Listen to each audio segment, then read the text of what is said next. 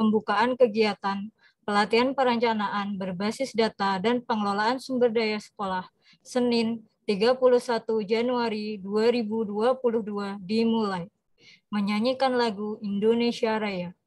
Bapak Ibu peserta mohon untuk duduk tegak.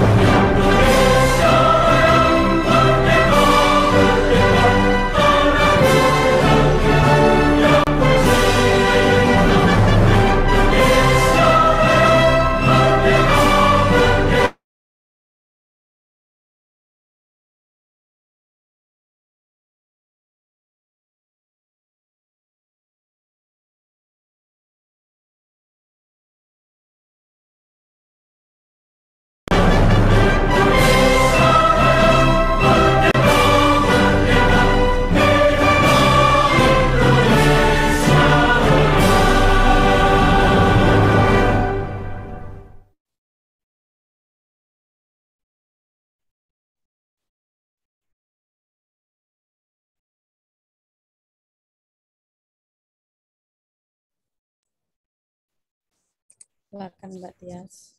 Assalamualaikum warahmatullahi wabarakatuh. Salam sejahtera untuk kita semua.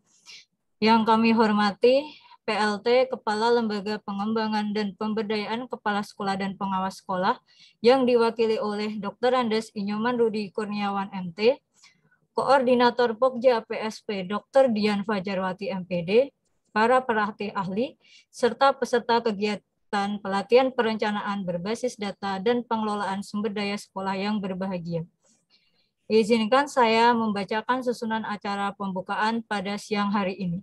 Acara yang pertama adalah doa, yang kedua laporan kegiatan oleh koordinator program sekolah penggerak, yang ketiga adalah pembukaan kegiatan sekaligus kebijakan Kemdikbudristek oleh PLT Kepala LPP KSPS yang diwakili oleh Dr. Andes Inyoman Rudi Kurniawan MT. Acara pertama adalah doa. Sebelum acara dimulai, marilah kita berdoa menurut agama dan kepercayaan masing-masing agar acara dapat berjalan dengan lancar. Berdoa dimulai.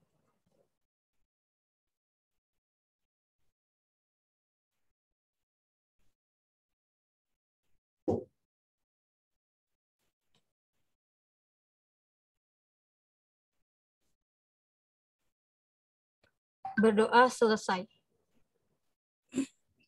Acara selanjutnya adalah laporan kegiatan yang akan disampaikan oleh Koordinator Pokja Program Sekolah Penggerak, Dr. Dian Fajarwati MPD. Kepada beliau kami persilahkan. Terima kasih Mbak Tias. Apakah suara saya bisa terdengar Mbak Tias? Bisa, Bu. Ya, baik. Assalamualaikum warahmatullahi wabarakatuh. Salam sejahtera bagi kita semua. Shalom. Om Swastiastu, Namo Buddhaya, salam kebajikan, rahayu. Yang kami hormati PLT Kepala LPP KSPS, yang pada kali ini diwakili oleh Bapak Dr. Andes Inyoman Rudi Kurniawan MT selaku Kepala Subbagian Tata Usaha LPP KSPS. Yang kami hormati Bapak Ibu pelatih ahli sejumlah 96 orang, Kemudian yang kami hormati Bapak Ibu Kepala Sekolah dan Operator Sekolah untuk sasaran Sekolah Penggerak Angkatan 1 sebagai peserta pelatihan. Serta yang kami banggakan teman-teman panitia dari Pokja PSP LPPK SPS yang telah luar biasa menyiapkan kegiatan ini sejak jauh hari sebelumnya.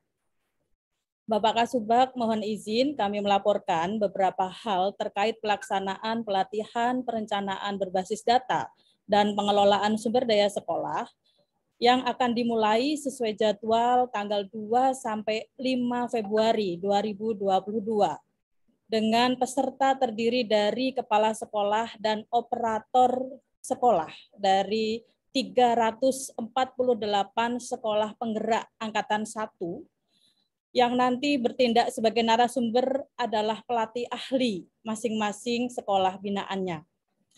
Pelaksanaan pelatihan dilakukan secara tatap muka virtual dengan akumulasi 16 JP pelatihan. Adapun pelatihan ini bertujuan untuk memberikan pemahaman secara komprehensif kepada kepala sekolah dan juga operator sekolah dalam melaksanakan perencanaan berbasis data sebagai bagian dari proses evaluasi sistem pendidikan untuk meningkatkan layanan mutu pendidikan. Di mana kita ketahui bahwa evaluasi sistem pendidikan telah diatur dalam PP nomor 57 tahun 2021 tentang Standar Nasional Pendidikan.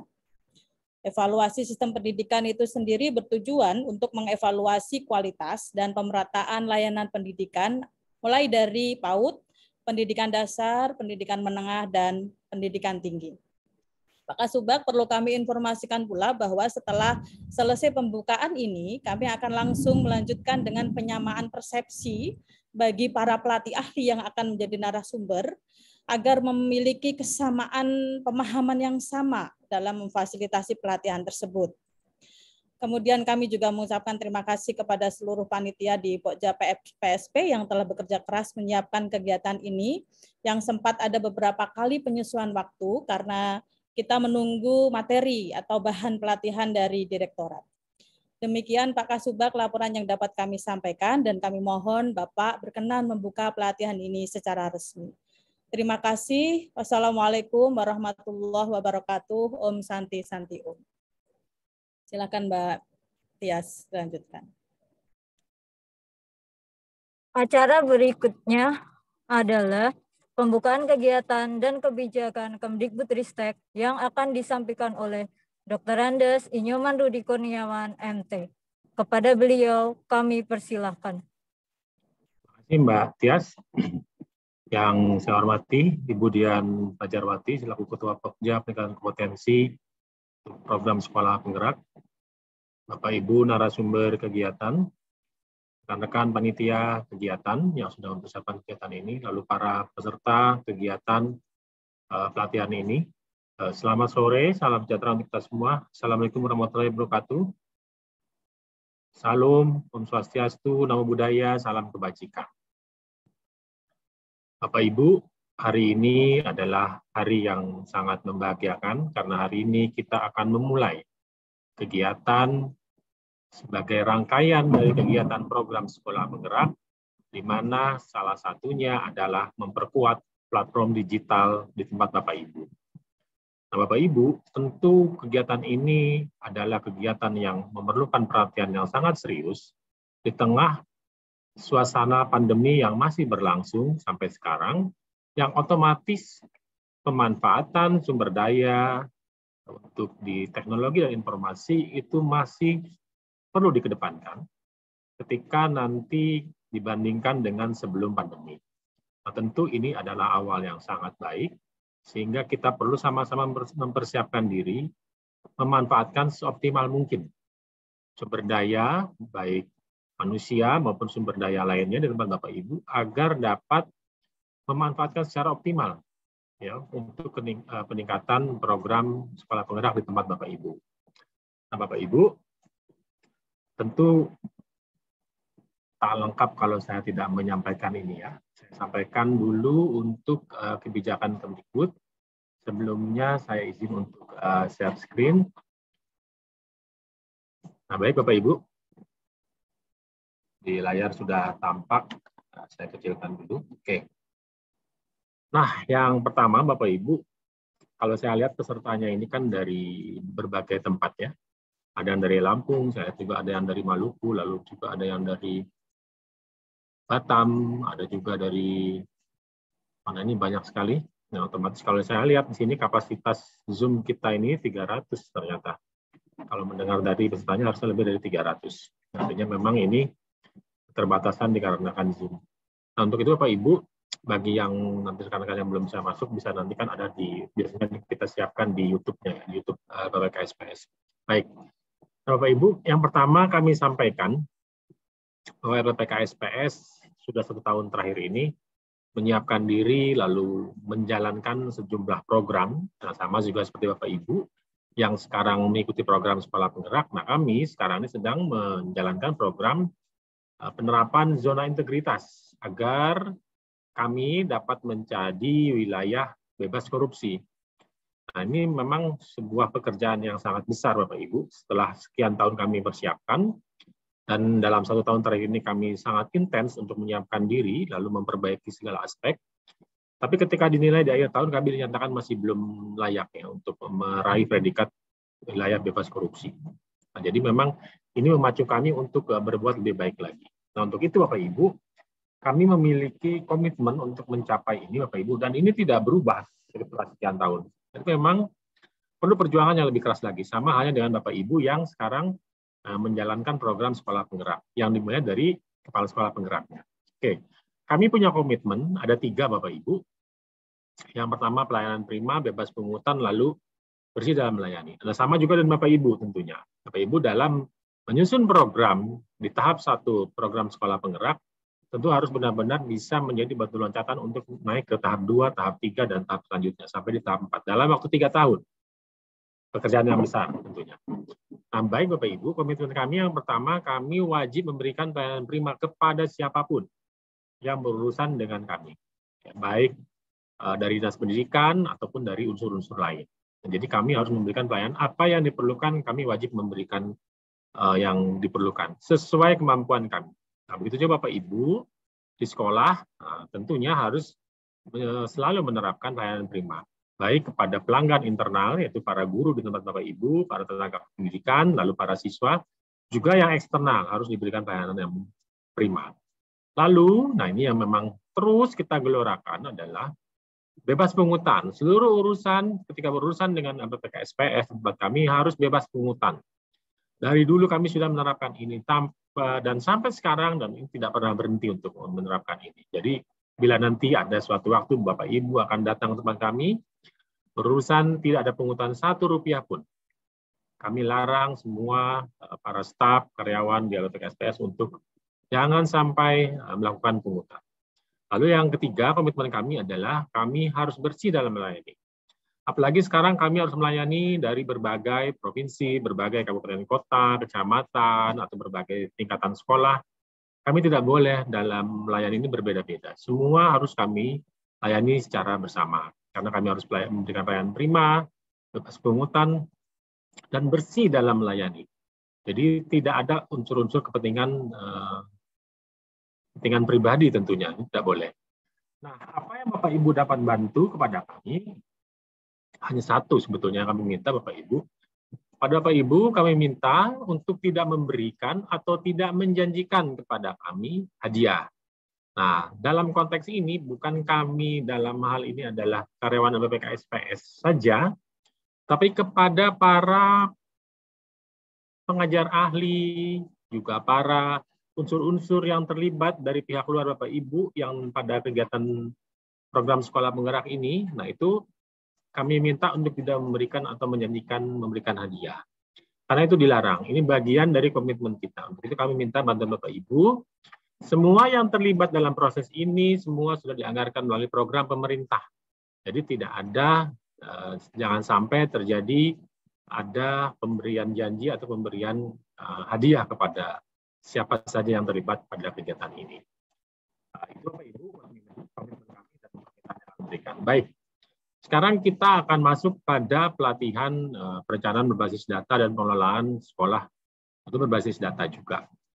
Ini yang kedua kalinya. Tahun lalu sudah dimulai kegiatan ini dan semakin diperbaiki platform digital dari Kemdikbud. Dan sekarang kita akan lihat, karena memang ini harus sudah lama dilaksanakan, tetapi agak tertunda dikarenakan materinya tadi seperti yang disampaikan oleh Budian Pajarwati. Baik Bapak Ibu. Nah, pada kegiatan kali ini, pelatihan perencanaan berbasis data yang pertama, saya ingin melakukan trigger dulu kepada Bapak Ibu. Ini saya ambil karikatur dari koran Kompas. Ini sudah kira-kira 7 bulan lalu kejadiannya. Di bulan Juli atau Agustus tahun 2021. Di mana saat itu ketika COVID untuk varian Delta begitu menggila ya di Indonesia. Sehingga di bulan Juli menjadi ledakan gelombang kedua. Dan apa yang terjadi?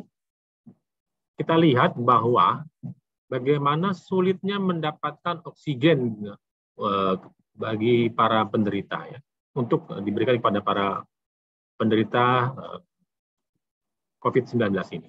Jadi tidak di mana-mana sulit mendapatkan oksigen.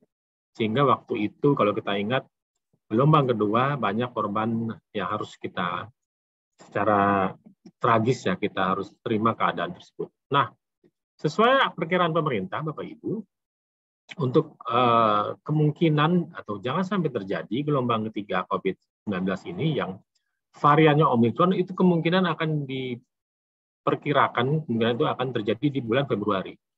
Februari itu tidak lama lagi, besok sudah Februari. Artinya sekarang ongoing proses. Nah, untuk itu kalau kita lihat ketersediaan bed occupancy ratio, ya ketersediaan kamar di rumah sakit rujukan COVID, per hari ini sudah mencapai 65% keterisiannya. Artinya dari 100 kamar, itu sudah 65 kamar terisi oleh pasien COVID-19. Baik yang COVID yang pertama maupun yang varian terbaru Omicron. Nah, untuk itu, sungguh tepat sekali kegiatan ini kita laksanakan secara online. Juga atas dasar informasi ini tentu kami meminta Bapak Ibu untuk meneruskan informasi ini bahwa situasinya sekarang adalah diperkirakan terjadi gelombang ketiga ledakan penderita COVID-19 dari varian Omicron. Sehingga pemerintah juga sudah mulai dalam beberapa minggu ini melaksanakan vaksinasi booster. Vaksinasi booster untuk orang-orang yang memang didahulukan sebagai penerima. Nah, untuk itu Bapak Ibu, melalui forum ini kami ingin mengajak Bapak Ibu untuk sama-sama mensosialisasikan kepada lingkungan sekitar Bapak Ibu untuk segera apabila nanti ada informasi atau pengumuman atau himbauan untuk segera melakukan vaksinasi booster atau vaksin yang ketiga, tolong Bapak Ibu juga membantu program pemerintah ini agar siapa saja yang memang didahulukan untuk mendapatkan vaksin ketiga agar segera mendapatkan atau agar segera kita dorong atau kita bantu untuk segera divaksin. Karena apa? Setelah hampir 2 tahun pandemi ini kita masih belum mencapai apa yang disebut dengan herd immunity, kekebalan massal. Nah, itu belum tercapai sampai sekarang. Walaupun sekarang kita sudah hampir 200 juta ya yang menerima vaksin yang dosis pertama. Nah, harusnya kita bisa paling tidak 75% sudah menerima itu. 75% itu kemungkinan bisa tercapai herd immunity dengan tetap penerapan prokes yang tidak surut. Nah, untuk itu kami tentu berharap Bapak Ibu di tempat Bapak Ibu prokesnya tetap terjaga. Jangan seperti sekarang keadaannya Bapak Ibu ketika PTM sudah 100%. Sekarang sudah hampir 100 sekolah ditutup kembali di Jakarta, lalu kalau tidak salah saya di Solo juga sudah mulai, ya. Yang terbaru adalah di salah satu sekolah SMK warga kalau tidak salah, itu menjadi klaster penyebaran virus COVID-19.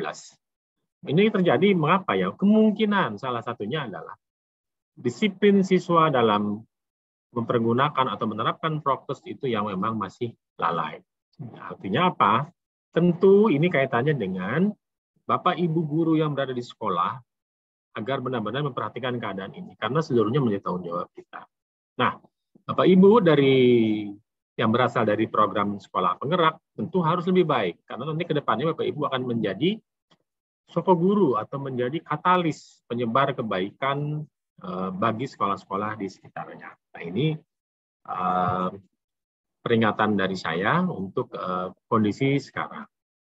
Lalu juga saya informasikan Bapak Ibu, sekarang ini Bapak Ibu akan belajar pemanfaatan teknologi informasi. Dan sekarang menggunakan Zoom. Saya ingin mengingatkan Bapak Ibu, kebiasaan-kebiasaan yang memang mungkin menurut kita baik, tetapi sebenarnya ketika sedang berlangsung acara, itu menjadi tidak baik. Nah, sebagai contoh, kebiasaan kita menuliskan di kolom chat nama hadir. Nama siapa hadir.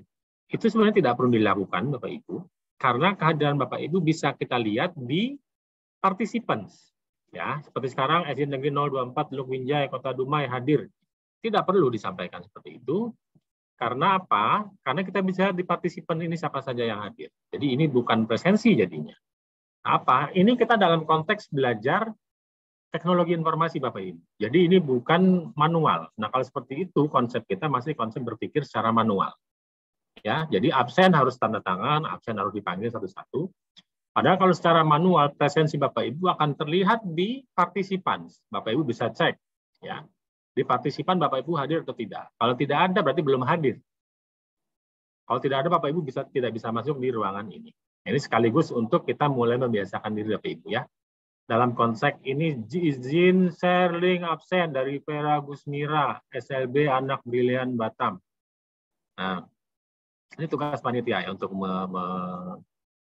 share link absen. Oke, berikutnya sekarang. Sekali lagi, kita belajar teknologi informasi sekarang. Jadi mulailah berpikir, konsep berpikir kita adalah di teknologi informasi. Jadi jangan berpikir secara manual.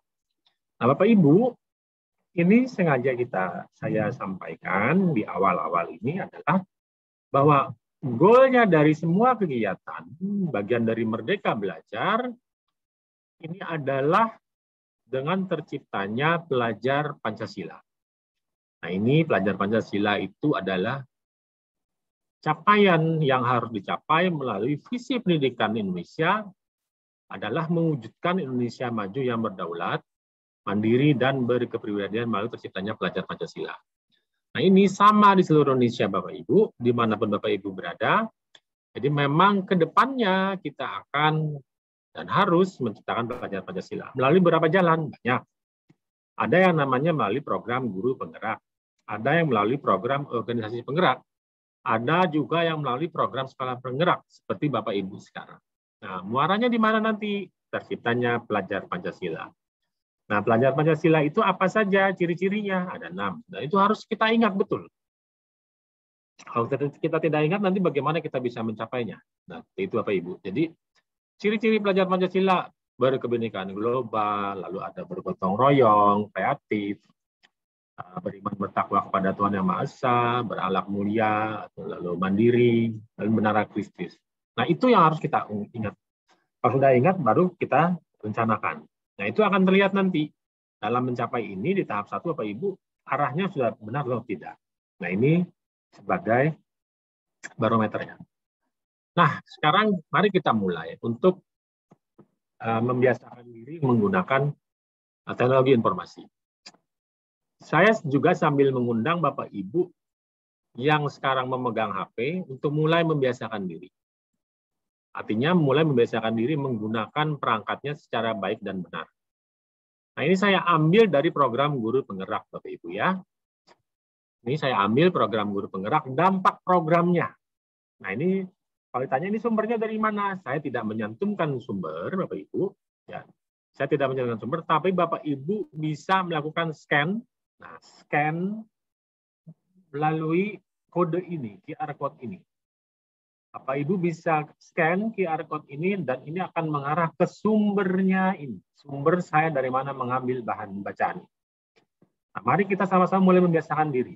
Jadi ketika kita menyampaikan sebuah informasi, kita sampaikan sumbernya, referensinya di mana. Kalau dulu mungkin kita tulis linknya di mana, atau kita tulis sumber bacaan dari mana.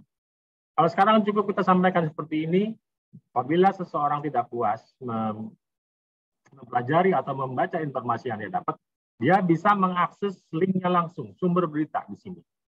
Nah, saya persilahkan Bapak Ibu, dimanapun berada, untuk menggunakan HP-nya atau device-nya, atau kalau ada iPad, pakai iPad, yang ada kamera, coba scan ini. Scan ini lalu klik kemana dia sumber. Ya, nah ini yang kita harus mulai. Kita harus membiasakan penggunaan ini. Karena ini sekali lagi pembelajaran TIK ya, untuk perencanaan berbasis data. Oke, kalau kita lihat Bapak Ibu, program guru penggerak ini dampak programnya, kita lihat, tentu kita harus mengedepankan dampak positifnya Bapak Ibu ya. Kalau kita bicara nanti program sekolah penggerak, dampak positifnya apa? Ya, kita harus kedepankan dampak positifnya. Kalau nanti kita bilang dampak negatif, akan keluar negatif semua.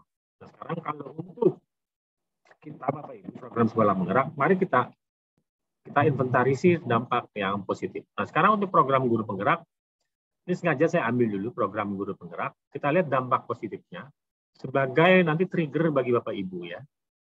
Yang pertama kita lihat hampir semua Bapak Ibu dari responden itu sangat setuju atau setuju bahwa program berhasil meningkatkan kemampuan berinovasi. Ini yang guru penggerak.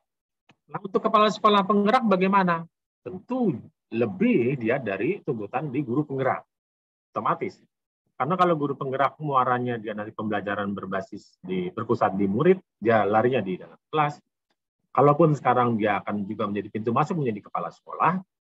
Nah, tapi kalau Bapak Ibu adalah di program kepala sekolah penggerak. Artinya Bapak Ibu bukan hanya berbicara dalam konteks guru yang akan dalam kelas, tapi Bapak Ibu adalah kepala sekolah yang akan mengelola ataupun yang sedang mengelola sekolah. Sehingga keberhasilannya bukan hanya dalam pengelolaan dalam kelas, tapi satu sekolah. Nah, tentu inovasinya harus lebih dari guru penggerak. Nah, kalau di dalam program guru penggerak Bapak Ibu, kemampuan berinovasi para peserta itu setelah menjalani program guru penggerak ini mengalami peningkatan dan mereka sangat setuju dan setuju. Lalu yang kedua, program memberi dampak positif baik bagi diri sendiri maupun komunitas sekolah. Nah ini apabila di tempat Ibu, Bapak, di sekolah Bapak Ibu ada guru yang menjadi peserta pendidikan guru penggerak, itu kehadirannya di sekolah itu umumnya memberikan dampak positif baik bagi diri sendiri maupun komunitas sekolah. Nah, kalau di tempat Bapak Ibu ada peserta pendidikan guru penggerak, otomatis akan memudahkan langkah Bapak Ibu dalam menjalankan program di sekolah penggerak atau di kepala sekolah penggerak. Lalu yang ketiga Bapak Ibu, ini program efektif menghasilkan pemimpin pembelajaran. Ya, tentu program pembelajaran bagaimana? Kita bisa lihat dalam kelasnya. Dan yang keempat, memberi pengaruh positif kepada komunitas guru. Nah ini untuk program guru penggerak. Detailnya bisa Ibu Bapak lihat melalui QR Code ini. Bapak Ibu bisa melakukan HP, cek di sini, bisa nyambung atau tidak. Nah, berikutnya Bapak Ibu, untuk program guru penggerak, kita lihat presentasinya seperti apa. Nah karena hari ini pelatihan berbasis data, saya tampilkan data juga. Jadi, apakah program guru penggerak berhasil? Berhasil. Ini datanya. Angkanya menunjukkan seperti ini. 61,4% responden setuju bahwa PGP sukses menghasilkan pemimpin pembelajaran yang berpola pikir merdeka belajar dan berpihak pada murid. Jadi, 61,4%. Nah, lalu 38,1% sangat setuju. Jadi, ada tersisa 0,5%, tidak sampai 1% yang menyatakan tidak setuju ataupun kurang setuju. Sisanya menyatakan setuju dan sangat setuju. Artinya program guru penggerak ini, kalau kita lihat secara kualitas maupun kuantitas, ini sungguh luar biasa. Lalu di statement yang kedua, kita lihat Bapak Ibu, 57% responden sangat setuju. Lalu 42,8% responden setuju. Menyatakan calon guru penggerak telah menularkan praktik baik yang dipelajari selama program guru penggerak kepada guru-guru lain, ya Bapak Ibu. Jadi ini kalau kita lihat hanya 0,2%, hanya 0,2% yang tidak setuju dengan statement ini. Artinya sangat kecil. Nah nanti kita lihat kalau kepala sekolah penggerak seperti apa. Nah hasilnya kalau kepala sekolah penggerak Angka-angkanya saya belum dapat Bapak Ibu, tapi setidaknya ini gambaran di guru penggerak seperti ini. Tentu kalau untuk kepala sekolah penggerak, ini menjadikan trigger bagi kita. Bapak Ibu adalah kepala sekolah. Nah sekarang di guru penggerak seperti ini, kalau kepala sekolah penggerak harusnya 2 kali lipat dari ini, atau 3 kali lipat dari ini. Mengapa? Karena Bapak Ibu kepala sekolahnya. Mereka bukan kepala sekolah. Nah sekarang Bapak Ibu kepala sekolahnya. Oke, ini yang berikut. Ini yang siapa yang melakukan survei ini? Ada hasil survei indikator politik Indonesia. Sekali lagi, untuk melihat detailnya Bapak Ibu tinggal scan saja ini ya. Melalui HP Bapak Ibu akan ditunjukkan kemana sumbernya. Lalu berikut Bapak Ibu, kita lihat 68,5% responden sangat setuju, 31,4% responden setuju. Setuju apa? PGP berhasil meningkatkan kemampuan guru untuk berinovasi. Sungguh sangat tinggi. Ada 0,1% yang tidak setuju. Bahkan tidak sampai berapa orang ya ini kalau 0,1% ini. Kalau dari 100 berarti hanya 1 orang ya. Bapak Ibu ya. Atau tidak sampai 1 orang mungkin. Nah, seperti itu Bapak Ibu. Jadi sungguh luar biasa. Ini dari Bu Jamiah. Tak bisa di-scan barcode-nya, Pak. Masa tidak bisa? Bisa, Bu. Saya udah berulang kali ini. Nah, dicoba lagi. Kalau tidak bisa, itu dari Bu siapa? Bu Sri Lulu Agustini bilang bisa. Nah, kenapa bisa? Mungkin di Bu Jamiah belum ada aplikasinya. Aplikasi untuk read scan-nya, ya. Nah, itu scan barcode-nya itu ada. Nah, makanya dari sini kita biar sama-sama tahu Bapak Ibu ya. Jadi kalau tidak begini, kita tidak mencoba. Oke. Kita lihat yang kedua, PGP memiliki dampak yang baik bagi diri calon guru penggerak, murid, dan komunitas sekolah atau rekan guru. 31,5% responden setuju, 68,3% sangat setuju. Jadi hanya 0,2% yang menyatakan tidak setuju. Oke, ini hasil riset di sekolah MA, guru penggerak. Nah, sebelum masuk ke sini, Bapak Ibu, dari paparan ini yang saya sampaikan, mungkin ada yang ingin menyampaikan sesuatu, silakan raise hand, saya persilakan untuk berbicara. Oh, ini sudah ada yang raise hand. Siapa nih raise hand? Bentar ya, saya lihat. Operator SMPN 1 Simpang, ini masalahnya apa ini? Saya hidupkan. Silakan dihidupkan coba. Operator SMP Negeri Simpang. Silakan hidupkan mic-nya ataupun hidupkan layarnya. Silakan. Agak storing itu gimana? Oke. Tidak bisa. Ini saya akan turunkan tangannya. Oke. Saya beri kesempatan Bapak Ibu dari beberapa slide ini, adakah yang ingin disampaikan? Silakan raise hand. Gitu. Silakan raise hand, Bapak Ibu bisa bicara. Ini dari Pak Agabus ya. Pak Agabus, Pilot Operator SDN. Apa mau bicara Pak Agabus? Ya Pak, terima kasih Bapak. Ya. Bapak bisa hidupkan kameranya, tidak bisa? Ya, sama saja Bapak, laptop saya kameranya lagi gangguan Bapak, jadi tidak bisa. Oke, silakan. Ya, tapi saya sementara nonton langsung Bapak. Baik. Oke Bapak, terima kasih Bapak. Nama saya Agabus Pilok dari operator dari SD Negeri Oisosole, Kabupaten Rotendao. Rotendao, ya. Ya, Provinsi Nusa Tenggara Timur Pak. Oke. Bapak, kalau mengenai barusan Bapak telah menyampaikan hal-hal yang berhubungan dengan, kalau mau dibilang bahasa sederhananya, berhubungan dengan internet ya Pak. Ya. Ya. Di sini Pak, kami di Rotendao ini jaringannya tidak ada Pak. Kita di sini apalagi di sekolah saya Pak, di sekolah saya itu tidak ada jaringan. Ya, jaringan internet tidak ada, listrik tidak ada. Ya. Ya, terus kalau kami mau berhubungan dengan internet, kami harus cari jaringan kurang lebih kalau ya mau dibilang 50% sekitar 10 kilo Pak, tapi kalau untuk supaya bisa dijangkau dalam hal kita bisa mengunduh ya atau download itu Bapak, itu harus kita cari jaraknya 20 km lebih. Ya. Ya.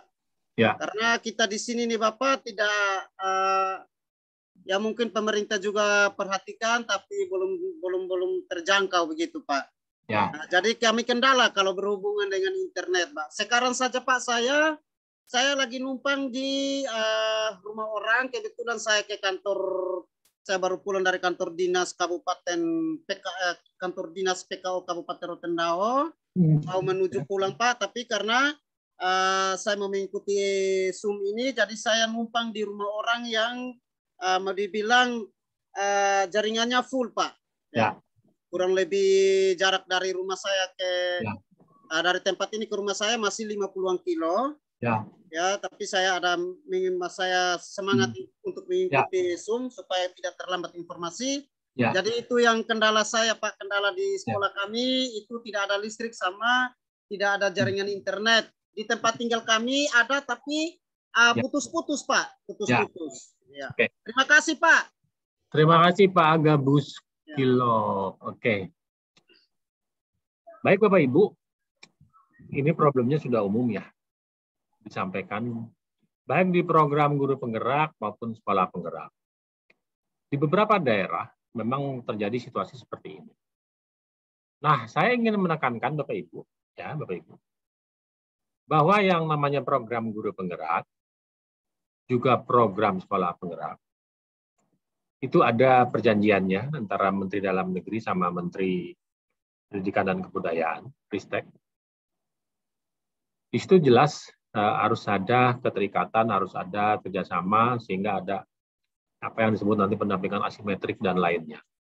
Sehingga nanti pihak pemerintah daerah harus memberikan perhatian yang lebih kepada para peserta guru penggerak ataupun kepala sekolah penggerak ataupun program sekolah penggerak.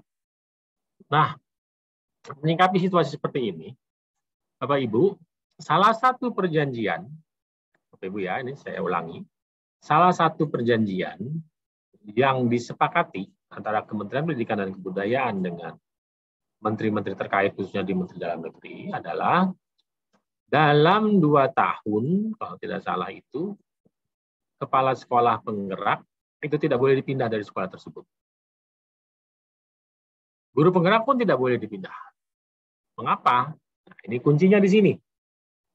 Program sekolah penggerak ataupun program guru penggerak yang menjadi aktor utamanya adalah manusianya. Ya, Bapak Ibu. Yang menjadi pakai checklist supaya jelas. Bisa pakai kertas di sebelah. Sebentar.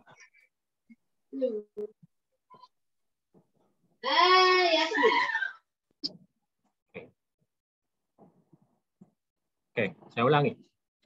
Program sekolah penggerak, program guru penggerak, fokusnya jelas yang pertama adalah manusianya. Ya, bukan sarana dan prasarananya. Itu. Jadi mengapa ini dikedepankan? Karena memang kalau kita bicara sarana dan prasarana, otomatis itu akan selesai dalam waktu yang singkat. Dalam tanda kutip, Bapak Ibu. Sepanjang ada uang, selesai. Kalau tidak ada uang, ya belum selesai. Nah, untuk itu, lahirlah program guru penggerak. Manusianya yang harus berinovasi. Nah, sehingga kita lihat di sini hasil riset bagaimana menunjukkan para peserta pendidikan guru penggerak itu meningkat kemampuannya berinovasi. Ya. Tidak diukur meningkat ketersediaan sarana dan prasarananya. Tidak itu. Jadi manusianya. Sama juga dengan program sekolah penggerak yang diperbaiki dalam tanda kutip. Yang ditingkatkan kemampuannya pertama adalah kepala sekolahnya. Gitu ya. Nah, jadi makanya kepala sekolahnya diseleksi. Kepala sekolahnya dinilai siap atau tidak mengikuti program sekolah penggerak. Nah, apabila tidak siap, dia tidak akan lulus. Nah, itu Bapak. Nah, jadi ketika sekarang keluhan yang keluar adalah ketersediaan sarana dan prasarana, ini harus kita luruskan bahwa program-program sekarang lebih meningkatkan manusianya dulu, Bapak Ibu. Bukan sarana prasarananya. Memang sarana prasarana menjadikan persyaratan. Tetapi kalau kita utamakan ketersediaan sarana dan prasarana, nanti yang daerah-daerah khusus tidak akan dapat program ini. Karena tidak ada sarana dan prasarana. Nah, seperti Bapak, mohon maaf mungkin di Rotendao seperti tadi situasinya, tentu tidak akan dapat program ini. Ya. Nah, jadi untuk program-program ini yang dikedepankan adalah kita meningkatkan manusianya dulu. Baik program guru penggerak maupun di program sekolah penggerak. Program sekolah penggerak yang dimulai bukan meningkatkan sarana dan prasarana, tapi meningkatkan kepala sekolahnya menjadi kepala sekolah penggerak. Sehingga di perjanjian disampaikan, kepala sekolah penggerak atau peserta pelatihan atau pendidikan kepala sekolah penggerak dilarang dimutasi. Nah, nanti misalnya saya akan pindah. Kalau diganti bagaimana? Apakah nanti bisa dilanjutkan? Tidak. Misalnya di SMA Negeri 10 nih ya. Ini Pak Daniel Boleh.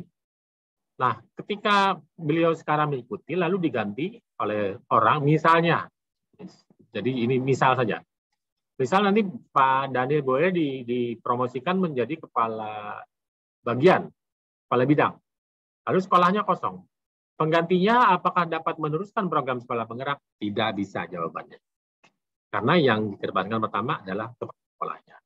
Nah, itu Bapak Ibu. Nah, jadi mengapa sarana dan prasarana tidak menjadi utama? Karena yang dikedepankan adalah manusianya. Begitu ya Pak Oleh ya tadi. Jadi memang kalau kita bicara sarana dan prasarana lebih dahulu, tentu yang sangat diuntungkan adalah yang memiliki sarana ataupun daerah-daerah yang banyak memiliki ketersediaan sarana dan prasarana. Nah, kalau sudah bicara seperti itu, daerah-daerah khusus tidak akan pernah dapat. Makanya sekali lagi program guru penggerak, program kepala sekolah penggerak atau sekolah penggerak, itu yang diseleksi adalah gurunya ataupun yang diseleksi kepala sekolahnya. Apakah seorang dari sekolah yang sudah sarananya lengkap akan otomatis lulus mengikuti program sekolah penggerak? Belum tentu.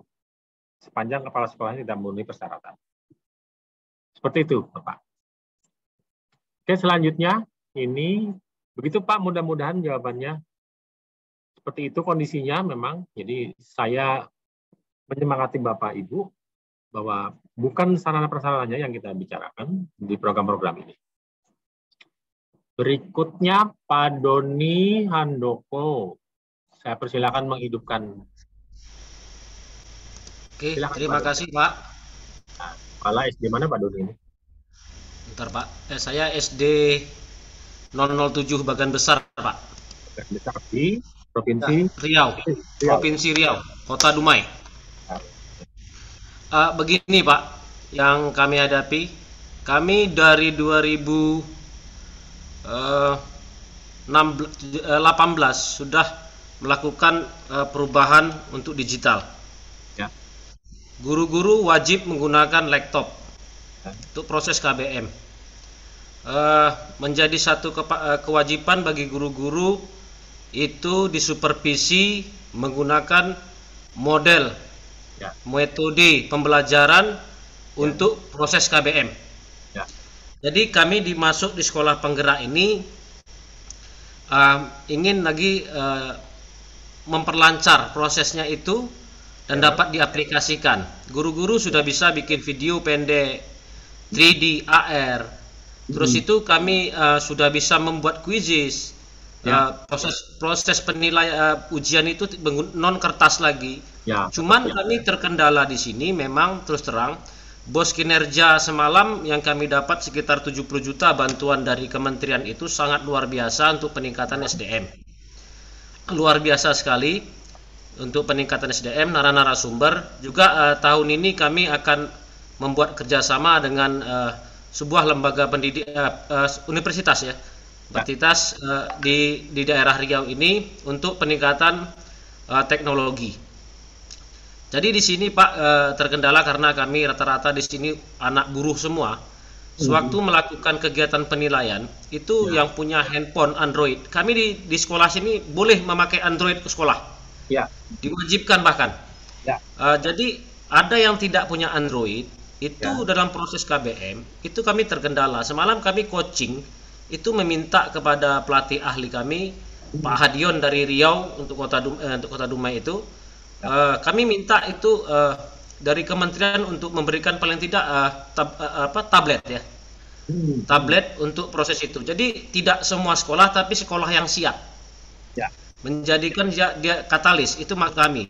Terus itu sangat dibutuhkan sekali anggaran bantuan bos kinerja ini secepatnya Pak. Karena program ini nggak boleh putus, nanti kita lambat lagi. Karena nanti kita harus jalin kerjasama lagi yang dengan lembaga pendidikan, praktisi, narasumber. Ini kalau putus, dia guru agak terlena gitu. Ya, terus itu ya memang penting yang berbasis data ini penting karena dia direkam. Saya sendiri cukup luar biasa bagi saya menyimpan data file itu dalam email, dalam bentuk yang lain itu cukup lumayan menjadi sangat luar biasa. Ini juga data sekolah ini bisa terekam karena nanti kita nggak tahu 20 tahun lagi anak kita bisa buka datanya. Itu yang kami butuhkan. Jadi percepatan yang kami butuhkan kepada kementerian juga dan dari kemungkinan LP2KS, tolong kami segera nanti itu bantuan bos kinerja itu segera. Karena kami sudah siapkan, sudah tinggal pelaporan. Bos kinerja yang dibantu sudah siap, tinggal mengirim laporan pun sudah siap semua. Yang tahap ini kalau bisa Februari atau apa ini bisa berjalan Pak, karena sudah dirancang Pak. Ini kami sudah tambah daya juga di sekolah. Itu semalam jadi 3 buah tambah daya itu 4.400 semua. 4.400 sama 2.200 karena semakin banyak semakin banyak alat di sekolah itu semakin besar konsumsi dayanya. Juga kami baru dapat informasi kami sudah tidak pakai Infocus lagi, kemungkinan tahun depan ini kami akan pakai layar televisi macam LCD.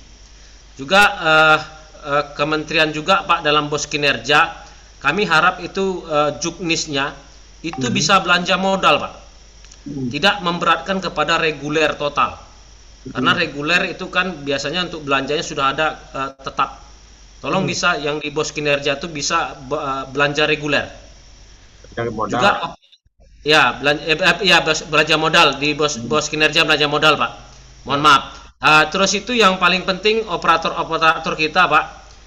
Ini juga ini mohon diperjuangkan Pak.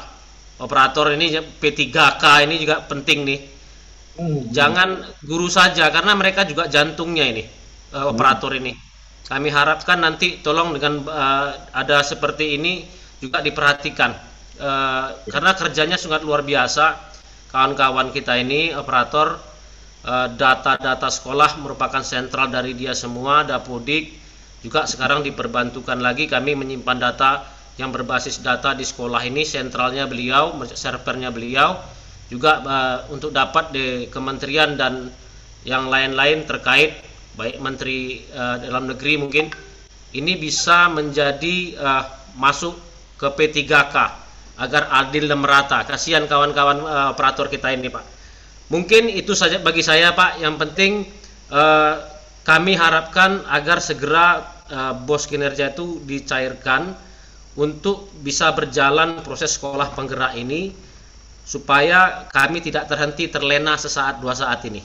Mungkin begitu Pak. Dan juga satu lagi Pak, saya mohon pelatih ahli tidak daring lagi Pak.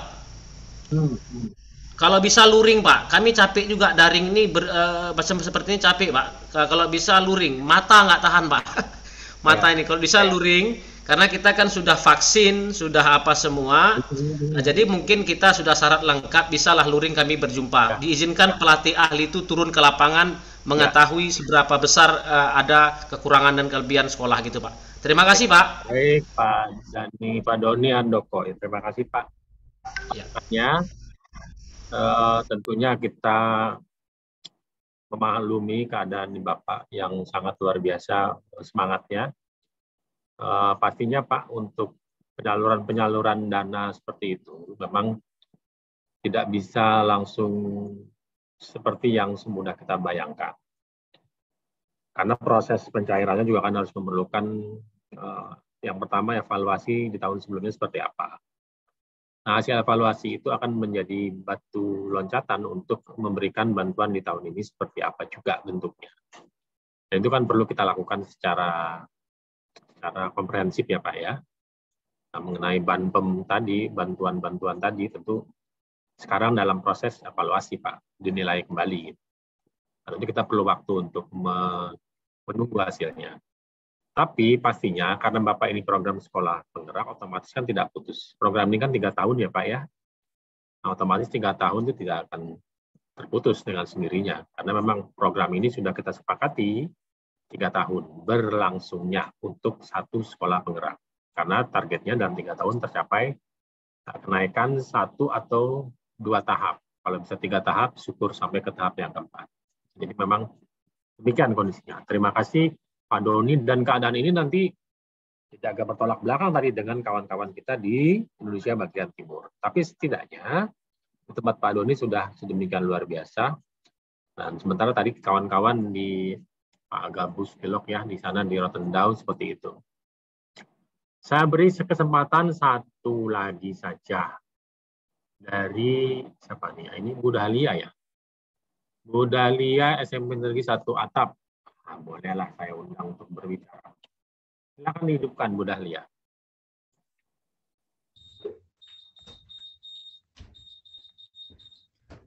Assalamualaikum warahmatullahi wabarakatuh. Silakan Bu. Pak Nyoman. Dari Bapak mana? Perkenalkan, saya Dahlia dari SMP Negeri 1 Atap Sungai Rukam, Kabupaten Indragiri Hilir, Provinsi Riau, Pak. Ya, iya. Mungkin saat ini saya sekedar berbagi dengan rekan-rekan yang lain, mungkin rekan-rekan operator juga. Ya. Notabene-nya saya ini berasal dari sekolah SMPN 1 Atap, Pak ya. Ya. Berbicara soal 1 Atap, pada stigma setiap orang pasti akan muncul. Ini sekolah yang berada di kampung, di pinggiran. Iya. Sarana yang sangat terbatas. Terkadang di 1 Atap itu PNS-nya cuma ada 2 dan lain-lain sebagainya. Ya. Nah, pada awal tahun 2000 berapa itu kita mulai program ini 2020 Pak ya? 2021. Ya. Itu saya rajin nih, saya memang rajin Instagram saya, LPKS saya follow dan lain-lain sebagainya. Dari situlah saya mendapatkan info Pak ya terkait sekolah penggerak ini sendiri. Waktu itu muncul di pikiran saya, ini saatnya bagi saya diberikan kesempatan, karena selama ini sekolah yang berada di daerah ini jarang tersentuh loh Pak, kalau ada pelatihan, ada kesempatan-kesempatan yang sifatnya program dari pusat. Mohon maaf Bapak Ibu yang lainnya, selalu sekolah yang berada di kabupaten ataupun di provinsi yang selalu mendapatkan kesempatan itu. Nah, bagaimana dengan kami? Kapan kami mau meningkatkan kompetensi kami kalau kesempatan itu sendiri tidak pernah diberikan? Ya. Akhirnya memberanikan diri. Pertama saya runding karena di sekolah saya ini saya selalu terbiasa untuk musyawarah dengan rekan-rekan yang lain. Bagaimana kalau Ibu mendaftar program ini? Cuman implementasinya kelak pasti kompetensi kita yang akan ditingkatkan, artinya kita harus bekerja lebih dari sekarang. Oke Ibu, daftar. Saat itulah saya memberanikan diri mendaftar program ini dan alhamdulillah lolos. Saya berterima kasih juga dengan Pak Nadim nih, dengan programnya yang luar biasa. Artinya yang ditengok bukan sekolah yang penuh dengan sarana prasarana lengkap, sekolah yang notabene-nya udah terkenal, artinya diberikan kesempatan kepada kepala sekolahnya, siapa yang mau maju, yang punya visi ke depan, yang ingin memajukan sekolahnya. Dan alhamdulillah Pak, dengan adanya program sekolah penggerak ini, bayangin Pak ya, dana bos saya cuma 100 juta lebih. Ketika dapat bos kinerja itu kayaknya udah dapat emas berlian deh. Iya seperti itu. Jadi alangkah merdekanya kami saat ini Pak ya. Selama 2021 kemarin menyusun program-program banyak sekali yang kita susun di sini terkait peningkatan kompetensi guru, siswa dan lain-lain sebagainya, termasuk sarana dan prasarana juga di sini juga kita tambah sedikit demi sedikit. Dan hingga saat ini kami seperti rekan-rekan yang tadi sebutkan, Bapak siapa tadi sebelum saya itu, tolong gelontorkan itu bos kinerja. Cuma saya pikir bukan ke situ larinya. Kegiatan proyek juga selama ini kami udah 2 proyek dan masuk ke proyek yang ketiga ini, itu kan pembiayaannya kita ambil dari bos kinerja. Cuman di awal tahun kan nggak mungkin proyek yang ketiga tidak kita jalankan. Sementara tahun kemarin ini udah dibiayai oleh bos kinerja. Jadi kami putar otak di sini, udah kita pakai bos reguler. Bos reguler pun hingga saat ini belum cair. Jadi udah pakai aja duit yang ada terlebih dahulu untuk membeli peralatan-peralatan yang dibutuhkan untuk kegiatan proyek, dan akhirnya udah jalan hampir 1 bulan, Pak ya. Ya. Artinya di sini apa ya? Guru saya sangat terbatas jumlahnya. Awalnya juga dari 13 orang guru itu yang IT-nya tinggi paling cuma 3. Ya. Berhubung di awal pandemi kemarin kita DKP selama 10 hari, Pak ya. Babak belur guru saya dibuatnya. Bagaimana mencari jaringan yang susah payah itu, akhirnya apa? Kayak orang mau camping kalau kami ikut DKP itu, Pak. Dari pagi siap-siapin bekal dulu, sama-sama ngumpul di satu tempat, pakai hotspot handphone saja. Awalnya itu pakai hotspot satu handphone yang agak kuat menarik sinyal, di situ bersumber dari itulah sinyal internet rekan-rekan yang lainnya. Tetapi akhirnya sekarang karena udah terbiasa digitalisasi ini dan ditambah bos kinerja kemarin ya, kami udah bisa pasang wifi di sekolah. Sekarang malah guru-guru yang bertanya, Bu, nggak ada pelatihan lagi ya? Nggak ada lagi ya, seperti itu. Jadi memang sangat bagus sekali program ini, artinya kepala sekolah duluan ditingkatin kompetensinya, kemudian guru, insya Allah itu akan merembet ke siswanya dan ke lingkungan sekolah juga. Karena sekolah-sekolah terdekat udah nanya-nanya, ini gimana, berarti mencontoh yang baik. Kemudian untuk program guru penggerak ini, alhamdulillah untuk saat ini, karena guru saya udah terbiasa di program sekolah penggerak ini, udah daftar semua di guru penggerak yang angkatan. Ya, udah daftar, tinggal sesi wawancara, ini 3 orang yang lolos sampai ke situ, yang mudah-mudahan lolos Pak ya. Jadi bertambahlah kompetensi ini. Jadi kalau soal sarana prasarana yang kurang itu bukan halangan, apapun itu, dana yang kurang juga bukan halangan bagi kami. Udah terbiasa pakai duit yang ada dulu. Mudah-mudahan pemerintah juga bisa memetakan di situ. Ternyata dengan adanya bos kinerja, ternyata jalannya program itu lebih bagus. Mudah-mudahan tetap ada, Pak ya. Itu juga harapan guru kepala sekolah penggerak ini. Artinya apa ya? Teman-teman yang lain jangan patah semangat, apalagi yang di daerah tadi kesian ada yang 50 km cari sinyal. Ternyata ada yang susah dari saya di sini, Bapak tetap semangat. 50 km itu nanti diharapkan nanti mudahan Pemda setempat juga memberikan perhatian lebih, mungkin towernya bisa kerjasama dengan Telkomsel, nanti bisa bangun tower di daerah Bapak itu. Terima kasih Pak Nyomannya, mudah-mudahan kalau pandemi tidak ada lagi nanti bisa jumpa kembali di betul-betul. Bisa jumpa di Solo nanti. Iya Pak, terima kasih banyak Pak. Mungkin itu saja pengalaman saya Pak ya, mungkin testimoni lah di sini. Artinya apa? Saya tetap semangat. Mudahan tahun kedua, tahun ketiga besok lebih meningkat lagi, bisa menaikkan level kami yang dari 0 tadi bisa mungkin menjadi 1 atau 2. Terima kasih Pak. Assalamualaikum warahmatullahi wabarakatuh. Salam Bu Dahlia, wah luar biasa sekali cerita Bu Dahlia ini. Benar-benar menyejukkan ya kalau kita dengarkan Bapak Ibu. Dan juga menyemangati bagi Bapak Ibu yang sarana prasarananya belum. Karena seperti Bu Dahlia bilang tadi, kalau kita bicara sekolah satu atap, pasti pikirannya itu sekolah yang numpang di sekolah lain. SMP satu atap pasti dia numpangnya di SD. Pengalaman saya ketika di Dinas Pendidikan, SMP satu atap pasti terbayang jauh di pedalaman sana. Dan dia hanya punya beberapa murid dan numpang di SD. Dia akan masuk di sore hari. Seperti itu. Beberapa tahun lalu, kalau tidak salah, sebelum pandemi atau pada saat awal pandemi, saya sempat ke Pulau Buru, Bapak Ibu. Banyak saya jumpai peserta-peserta kegiatan Perdiklat Penguatan Kepala Sekolah saat itu berasal dari sekolah-sekolah SMP satu atap. Dan mereka mempunyai semangat yang luar biasa. Bapak Ibu bisa cek di map, Google Map, Pulau Buru itu di mana? Pulau Buru itu berada di Maluku ya. Dari Maluku kita mencapai Pulau Buru itu ada 2 cara, melalui kapal laut ataupun melalui pesawat. Nah kebetulan saat itu pesawatnya ada hari-hari tertentu. Nah saya sempat ke sana Pak Ibu melihat dan berjumpa juga dengan kawan-kawan dari sekolah satu atap. Dan mereka memang kembali pada semangat awal dari program guru penggerak dan program sekolah penggerak, bahwa yang dikedepankan kepala sekolahnya atau gurunya yang mempunyai semangat yang tinggi dan mampu berinovasi. Dan itu akan dilatih. Jadi bukan ketersediaan sarana dan prasarana. Kita sudah sama-sama dengar tadi kesaksian dari Ibu Dahlia ya, dari SMP atau sekolah atau apa. Oke, ini saya lanjutkan dulu Bapak Ibu. Materi saya sudah share materinya, panitia sudah men-share paparan saya, nanti bisa sama-sama dilihat.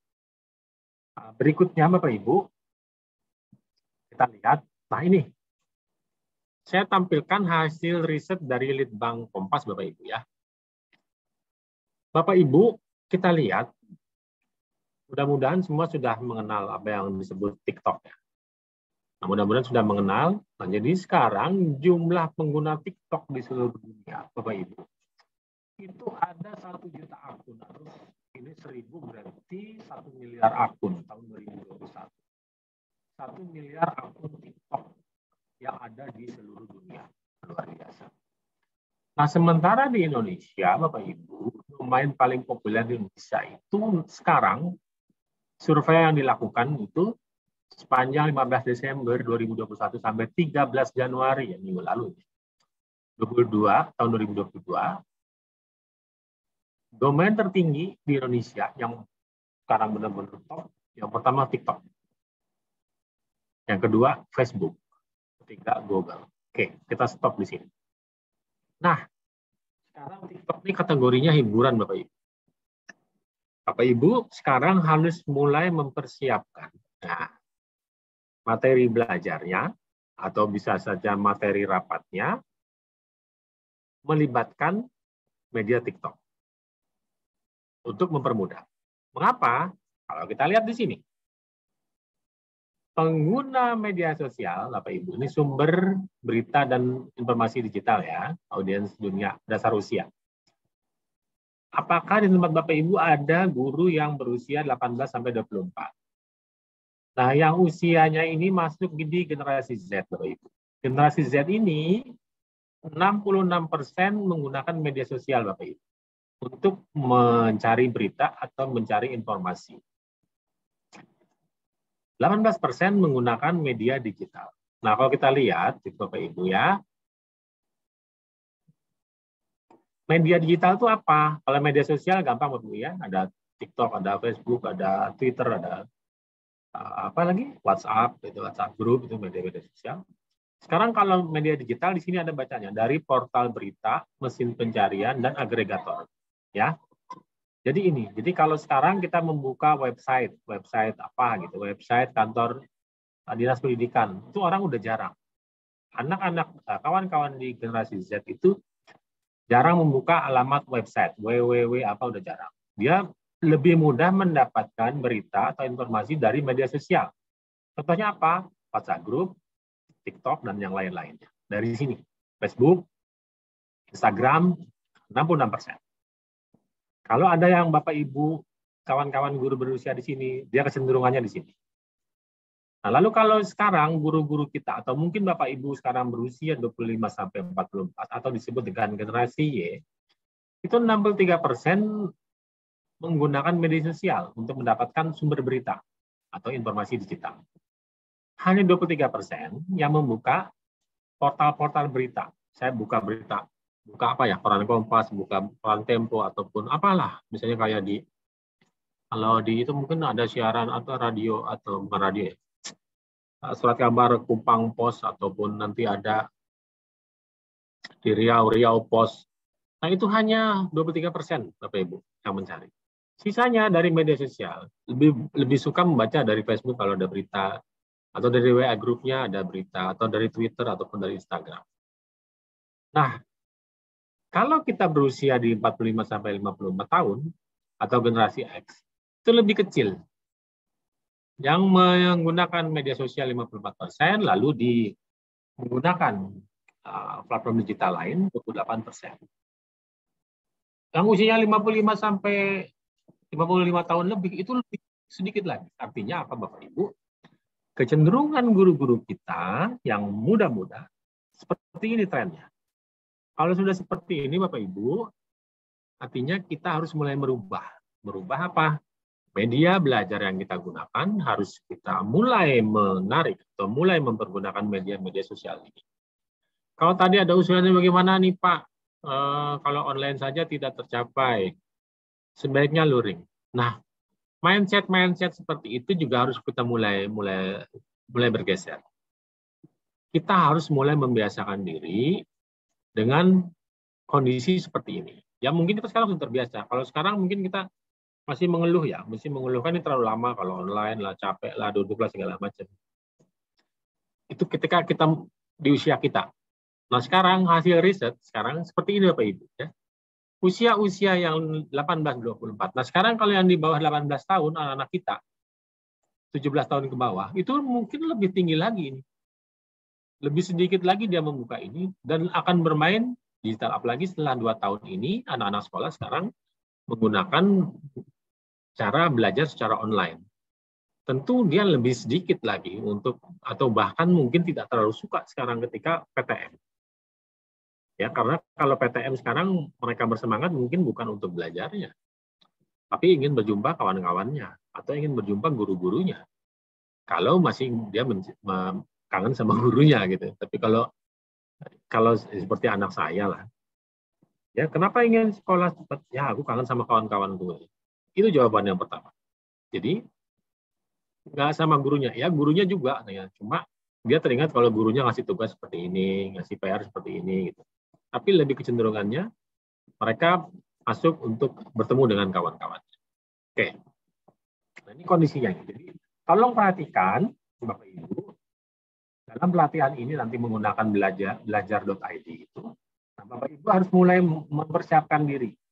Saya nanti mau mengajar, harus mulai melibatkan media-media sosial. Karena apa? Yang usia di bawah ini, usia siswa kita, itu kecenderungannya sudah main TikTok untuk belajar. Ya, ini data menunjukkan seperti itu. Berikutnya. Nah, kita lihat sekarang. Ini saya ambil dari Koran Kampas juga, hari Minggu kemarin kalau tidak salah. Ini kita lihat Bapak Ibu, kecenderungan sekarang. Ya, kecenderungan sekarang Bapak Ibu itu kalau kita lihat ini kebutuhan tidur sesuai usia Bapak Ibu ya. Kalau bayi umur baru 3 bulan, 0-3 bulan itu tidurnya 14 sampai 17 jam per hari. Bayi umur 4-11 bulan 12 sampai 15 jam. Anak batita bawah 3 tahun 11 sampai 14 jam. Anak prasekolah 3 sampai 5 tahun 10-13 jam. Anak usia sekolah 6 sampai 13 tahun 9 sampai 11 jam. Remaja 14-17 tahun 8 sampai 10 jam. Dewasa muda 18 sampai 25 tahun 7 sampai 9 jam. Dewasa sampai ke orang usia lanjut itu 7 sampai 9 jam atau 7 sampai 8 jam. Nah, artinya apa? Kalau kita lihat Bapak Ibu, situasi sekarang, kita perhatikan anak-anak kita, apakah anak-anak kita memang sudah seperti ini kebutuhan tidurnya? Lalu ketika sebelum pandemi, apakah mereka juga tidurnya selama ini? Nah, kita lihat. Nah, ketika memang sudah seperti itu Bapak Ibu, kalau dari sisi kebutuhan tidur berdasarkan kesehatan, sudah cocok. Tetapi ketika dengan tuntutan zaman sekarang, Bapak Ibu bisa searching, berapa lama orang tidur di luar negeri? Kawan tenaga kita di Singapura. Di usia-usia produktif, usia berapa? 18 sampai 54 tahun, berapa jam dia tidur? Kalau kita sering lihat Bapak Ibu di televisi, di media sosial, pengacara kondang Hotman Paris, itu tidurnya hanya 3 jam atau 4 jam ya. Dan beliau itu jam 3 pagi sudah bangun dan mempersiapkan diri, membaca bahan-bahan, membaca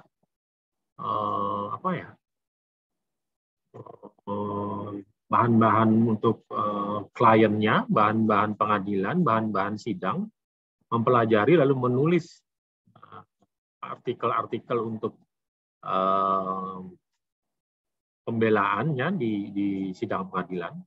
Itu setiap hari Hotman Paris itu jam 3 pagi sudah bangun. Artinya dia tidurnya tidak lama. Lalu kalau Pak Presiden almarhum Presiden Habibie itu pun tidak lama tidurnya. Kalau kita lihat juga orang-orang sukses tidurnya tidak lama-lama. 3 jam, 4 jam, atau mungkin kita bisa mencoba nanti 5 jam. Tapi kalau kita lihat hasil survei ini seperti ini. Nah sekarang kalau kita lihat setelah pandemi ini, anak kita berapa jam tidurnya? Anak kita misalnya usia sekolah 6-13 tahun, apakah dia 9-11 jam? Kalau masih berada di sini sesuai dengan kesehatan, dia bisa. Ya, benar masih masuk di 9-11. Tapi kecenderungan sekarang ketika banyak online, otomatis dia pergerakan kurang, makan banyak, sehingga kalori yang dia miliki dari makanan yang diasuh itu kan tidak terbakar menjadi tidak terbakar kalorinya ya, sehingga itu berubah menjadi lemak. Nah kalau kita lihat sekarang Bapak Ibu bisa cek berapa berat badan putra putri kita selama pandemi ini, apakah berkurang atau bertambah? Umumnya bertambah. Karena apa? Asupan gizinya terus bertambah, tapi kalorinya tidak terbakar sehingga menjadi lemak. Lalu tidurnya juga lebih lama kalau kita lihat sekarang ini. Nah ini supaya menjadi acuan kita Bapak Ibu. Nah, sekarang sudah PTM seperti apa kondisinya? Nah lalu bagaimana kepatuhannya akan prokes? Nah harus kita lihat itu ya. Nah ini untuk yang kebutuhan tidur. Atau mungkin ada yang mau berkomentar, saya persilakan. Ibu Yuli ya. Ibu Yuli dari Lampung Tengah. Silakan hidupkan Ibu. Silakan hidupkan Ibu Yuli dari Lampung Tengah untuk memberikan memberikan tanggapan. Ibu Yuli, halo Ibu Yuli. Silakan Bu Yuli. Pak. Ya, Assalamualaikum. Ya, salam. Silakan Bu. Baik Pak. Ya. Terima kasih atas waktunya. Perkenalkan, nama saya Tati Mega Yuli dari SDN 7 Bandar Jaya. Ya. Kecamatan Terbanggi Besar, Kabupaten Lampung Tengah, Provinsi Lampung, Pak. Ya. Baik, Pak. Yang akan saya tanyakan begini, Pak. Dari 30 sekolah di Kabupaten Lampung Tengah, kemarin pada mendapat bantuan Prombuka. Kemudian ada 3 sekolah yang tidak mendapat, termasuk sekolah saya. Jadi ini bukan seperti pertanyaan, tapi mohon bantuan kepada Bapak, agar kami yang tidak dapat bantuan pada tahun ini bisa diutamakan pada tahun berikutnya. Seperti itu, karena dengan tidak mendapatkan bantuan ini akan menghambat ataupun ketinggalannya sekolah saya untuk menjalankan sebagaimana program sekolah penggerak. Seperti itu, Pak. Terima kasih atas waktunya. Saya akhiri. Wabillahi taufiq wal hidayah. Wassalamualaikum warahmatullahi wabarakatuh. Terima kasih, Bu. Silakan dari SMP Negeri 1 Lubuk Dalam, hidupkan.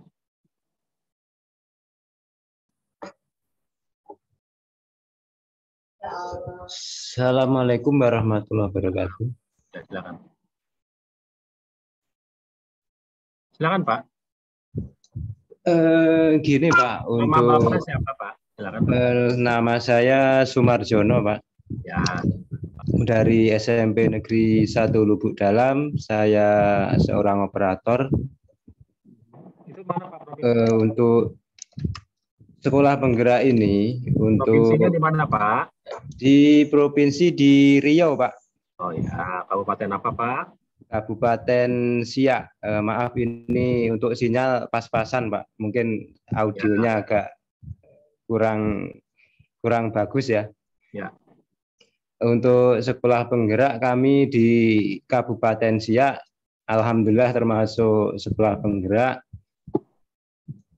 Dan untuk kami, Pak, untuk apa ya ini? Bisa lebih spesifik, Pak.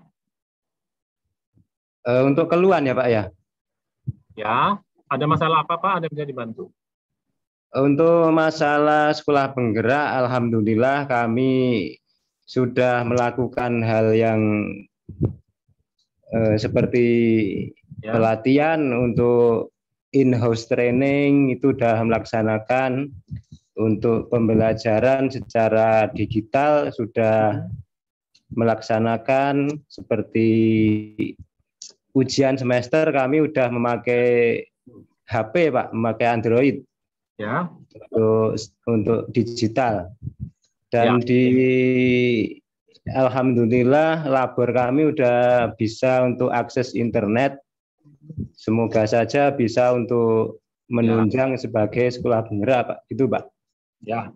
Sudah cukup? Nah, gitu Pak. Dan terima kasih ya Pak. Ya Pak, terima kasih Pak. Oke, monggo. Berikutnya Pak Iwan Suryagalih. Saya ini kan, silakan Pak Irwan. Silakan disampaikan Pak Iwan. Ya, dari mana Bapak? Sekolah mana? Kabupaten mana? Terima kasih Bapak atas kesempatannya. Saya Ivan Suryagalih Madi dari SMP Negeri Satar Matawa Iwi di Kabupaten Sumba Timur, NTT. Oke, Sumba Timur. Oke, ya. Tadi saya bisa masuk, terus tadi karena ada telepon biasa, jadi karena saya pakai hotspot terlempar. Ini banyak yang terlempar Bapak, jadi banyak yang di luar. Nggak apa-apa Pak. Nggak apa-apa, silakan. Silakan lanjut Pak. Oh ya, banyak yang terlempar di luar Bapak, maksudnya. Ya nggak apa-apa. Yang penting Bapak sudah di dalam. Silakan Pak. Oh iya, betul. Yang tadi jadi saya tadi melewatkan banyak materi, jadi barusan masuk. Saya tertarik dengan yang ini Bapak, kebutuhan tidur. Jadi karena tadi Bapak memberikan kesempatan untuk komentar. Kalau pengalaman saya Bapak, kalau saya kurang tidur itu malah saya cepat emosi Bapak. Terus juga jantung saya itu deg-deg gitu. Karena saya juga perjalanan dari tempat domisili ke sekolah itu setiap hari harus 40 kilo, tapi kalau halnya untuk kalau tidur kurang cukup dari 7-8 jam, 3 jam itu nanti mempengaruhi kondisi fisik saya. Jadi saya malah setuju ya tetap rekomendasi ini 7-8 jam agar semuanya imbang begitu Bapak. Nah, kalau yang terkait dengan generasi yang nanti anak-anak untuk TikTok, memang di kami pun sebenarnya di daerah kami itu belum ada sinyal Bapak sampai saat ini. Jadi daerahnya blank spot, tapi memang anak-anak sudah banyak yang punya akun TikTok. Memang itu yang saya juga sepakat terkait dengan hal itu. Padahal di daerah tertinggal pun itu masih anak-anak TikTok. Ya Bapak. Makasih, itu mungkin itu saja Bapak komentar. Oke, terima kasih Pak Ivan. Selamat bekerja ya. Oke, terima kasih. Oke Bapak Ibu, saya lanjutkan dulu untuk ini informasinya. Terima kasih atas tanggapannya. Lalu kita lihat sekarang ini rata-rata pengeluaran per kapita untuk makanan dalam sebulan. Ini bulan Maret tahun 2020. Kita lihat Bapak Ibu, bagaimana konsumsi publik seperti ini dalam ibu rumah tangga, bapak rumah tangga. Kita lihat pengeluaran terbesar ternyata membeli rokok dan tembakau. Mengalahkan kebutuhan-kebutuhan membeli buah-buahan, membeli telur dan susu, membeli apa lagi nih? Padi-padian. Ternyata paling besar pengeluaran pertama beli makanan minuman jadi. Lalu yang kedua membeli rokok dan tembakau. Ya, silahkan disikapi melihat data ini. Data diolah Litbang Kompas ya. Ini data pengeluaran, ini merupakan rata-rata pengeluaran di perkotaan dan perdesaan. Tidak ada perbedaan. Perkotaan dan perdesaan seperti ini kondisinya. Oke. Berikutnya ini rata-rata konsumsi kalori Bapak Ibu. Per kapita sehari menurut kelompok komoditas. Nah, kalau kita lihat seperti ini apa-apa seperti itu. Bapak Ibu silakan download. Ya, Bapak Ibu ya. Tuh. Nah, lalu kita lihat di sini saya skip. Saya possible skip dulu kita lihat. Nah, oke. Nah, ini hasil riset di tahun 2012 Bapak Ibu ya. Ini ada dari Pak F. Apa nih Pak F? Ya, pas sebentar. Pak Evinoyita Permana. Bapak Ibu mohon maaf, sampaikanlah hal yang terkait plan PBD dan SDS waktu kita terbatas. Ya, Pak atau Ibu ya, Ibu Evi ya. Ibu Evi, saya menyampaikan kebijakan dulu, nanti materinya untuk PBD dan SDS itu nanti ada ya. Saya ingin mengantarkan dulu. Jadi untuk materi perencanaan berbasis data dan sekolah, sumber daya sekolah itu juga nanti materinya. Nah, bukan di jam saya. Oke ya, gitu ya Bu Evi ya. Ya, sabar dulu untuk ini. Kita masih berbicara di level kebijakan dulu. Oke. Nah, ini hasil riset Bapak Ibu. Kita lihat berapa pentingnya kepala sekolah. Jadi kalau kita lihat apa yang kita ketahui gitu ya, atau riset mengatakan bahwa satu orang kepala sekolah itu akan menghasilkan 20 guru yang efektif. Sekarang Bapak Ibu menjadi kepala sekolah penggerak, nanti harusnya Bapak Ibu bisa menghasilkan 20 guru yang efektif. Dan dari 20 guru efektif ini akan menghasilkan 500 siswa yang sukses. Ya, ini penjelasannya Bapak Ibu. Jadi strong influence on teacher instructional decision making and capacity decisions to join or leave schools. And jadi memang kepala sekolah itu merupakan influencer yang sangat kuat ya. Kalau kepala sekolah, Bapak Ibu sebagai kepala sekolah tidak disiplin, tentu guru-gurunya juga menjadi tidak disiplin. Kemungkinan. Nah, kalau Bapak Ibu kepala sekolah datang terlambat, otomatis nanti siswanya juga bisa datang terlambat. Nah, apalagi sekarang dengan mudah ya, bagaimana Bapak Ibu mau mendisiplinkan siswa-siswi ketika kita juga datang terlambat. Nah, ini hasil riset menunjukkan seperti itu. Nah, ini Bapak Ibu, saya ingin mengajak Bapak Ibu kepala sekolah untuk merubah pola pikir Bapak Ibu ya. Dari menjadi. Dari kalau ada apa-apa biasanya mengatakan ini bukan kalian saya, bukan urusan saya gitu ya. Nah, harusnya dirubah menjadi bagaimana saya dapat mempelajarinya. Kalau ada hal-hal yang tidak bisa ya. Itu Bapak Ibu. Nah, lalu kalau Bapak Ibu sudah sering, misalnya selalu sering bilang saya menyerah, saya tidak sanggup, nah nanti harus dirubah nih. Karena Bapak Ibu adalah kepala sekolah penggerak. Saya akan menemukan solusi lewat hal-hal yang pernah saya pelajari. Tanamkan itu. Lalu kalau biasanya kita bilang ini terlalu sulit nih, katanya, kita harus rubah. Ini memang butuh waktu dan usaha ekstra. Lalu biasanya kita bilang sudah tidak ada lagi yang bisa saya perbuat atau menyerahkan. Nah, harus kita rubah kebiasaan itu dengan menanamkan apalagi cara yang belum saya coba. Thomas Alva Edison 1000 kali mengalami kegagalan. Maaf, 1000 kali percobaannya. Di percobaan ke-1000 baru berhasil menemukan lampu pijar ya. Dan mengatakan yang 999 itu bukan kegagalan. 999 adalah cara yang saya lakukan dan tidak memecahkan masalah. Atau cara 999 cara yang jelas menunjukkan tidak akan berhasil menemukan lampu pijar. Nah, jadi bukan kegagalan. Nah, lalu kalau kita biasa bilang salah lagi, ini kita harus rubah mindset kita menjadi saya harus belajar lebih dari kesalahan masa lalu. Lalu hasil seperti ini sudah cukup baik untuk saya. Ini cepat puas namanya ya. Nah, lalu kita rubah, apakah usaha saya sudah maksimal? Nah, itu harus seperti itu yang kita tanamkan. Nah, berikutnya, Bapak Ibu, ini mereka belajar, Bapak Ibu sudah dapat, ini yang kita harus kita kejar. Di awal tadi sudah sampaikan, ini mendekati akhir, saya sampaikan tadi. Objektif utama pengembangan SDM unggul harus bersifat holistik dan tidak berfokus pada kemampuan kognitif saja. Karena pelajar Pancasila adalah perwujudan pelajar Indonesia sebagai pelajar sepanjang hayat yang memiliki kompetensi global dan berperilaku sesuai nilai-nilai Pancasila. Ini Bapak Ibu, kita lihat nih strateginya ada 5, dan Bapak Ibu sudah dapat di awal, ini program prioritas GTK. Nah, ini gambaran umum ya Bapak Ibu ya, sekolah penggerak nanti Bapak Ibu harus menjadi katalis. Ya, katalis itu adalah sekolah yang melakukan percepatan, memicu, mendorong, mengendorse sekolah-sekolah sekitar untuk menjadi sekolah yang lebih baik lagi ke depannya.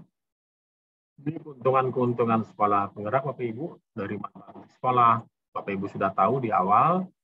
Lalu marilah kita Bapak Ibu bersyukur, Bapak Ibu ya. Bersyukur jauh lebih baik daripada mengeluh terus, tidak ada gunanya. Nah, ini bisa di-scan Bapak Ibu ya, di-scan.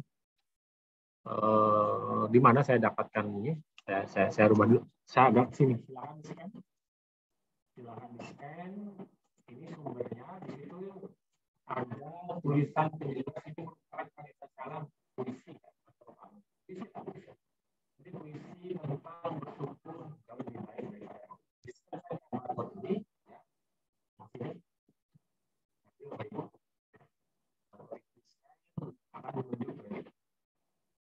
Itu Bapak Ibu. Dan ini terakhir, terima kasih Bapak Ibu. Selamat mengikuti kegiatan pelatihan. Mudah-mudahan Bapak Ibu dapat mengikutinya dengan baik dan dapat mendapatkan ilmu-ilmu yang lebih baik lagi dan dapat menjadi kepala sekolah yang lebih baik lagi sehingga bisa membawa sekolahnya menjadi sekolah penggerak dan menjadi katalis bagi sekolah-sekolah di sekitarnya. Akhirnya, atas permintaan panitia dan izin kita semua, kegiatan pelatihan perencanaan berbasis data dan pengelolaan sumber daya sekolah dengan ini resmi saya buka. Terima kasih. Mohon maaf bila ada hal yang kurang berkenan. Mohon maaf bila ada yang belum sempat saya layani pertanyaan-pertanyaannya. Di sini masih ada yang angkat tangan, ada 3 orang, tapi waktu kita sudah mendekati akhir. Terima kasih semuanya. Sekali lagi selamat mengikuti pelatihan. Kepada para narasumber, silakan berikan materi Anda sebaik-baiknya agar para guru atau para kepala sekolah penggerak dan timnya di komite pembelajarannya dapat menuangkan program-program dengan baik melalui platform digital yang akan mereka pelajari. Pada panitia, selamat menjadi panitia, layani dengan baik. Lalu kepada rekan-rekan RPKS, PS, selalu semangat untuk melayani atau selalu semangat untuk memberikan pelayanan prima. Demikian pengantar dari saya, kebijakan dari Kemdikbud saya sampaikan. Mohon maaf bila ada kurang berkenan. Terima kasih. Selamat sore, salam sejahtera untuk kita semua. Wassalamualaikum warahmatullahi wabarakatuh. Shalom, Om Santi Santi Om, Namo Buddhaya, salam kebajikan. Saya kembalikan ke Mbak Tia selaku pembawa acara. Silakan. Terima kasih kepada Bapak Dr. Andes Inyuman Rudi Kurniawan MT yang telah bersedia membuka kegiatan pada siang hari ini. Demikian acara pembukaan kegiatan pelatihan perencanaan berbasis data dan pengelolaan sumber daya sekolah. Saya selaku pembawa acara mewakili seluruh panitia kegiatan. Mohon maaf apabila ada tutur kata dan tingkah laku yang kurang berkenan. Wassalamualaikum warahmatullahi wabarakatuh. Ya, Mbak Tias, Bapak Ibu PA bisa segera join di Zoom meeting untuk penyamaan persepsi. Ya, terima kasih. Terima kasih Bu Dian ya, Mbak Tia semua. Saya pamit ya. Iya Pak. Oke, terima kasih Mbak Dian semuanya. Pamit Bapak Ibu peserta. Terima kasih. Selamat mengikuti kegiatan.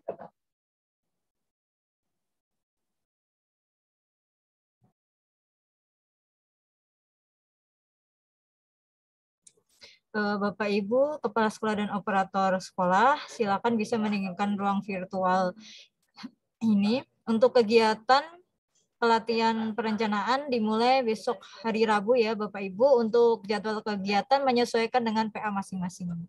Silakan bisa meninggalkan ruang virtual ini. Terima kasih.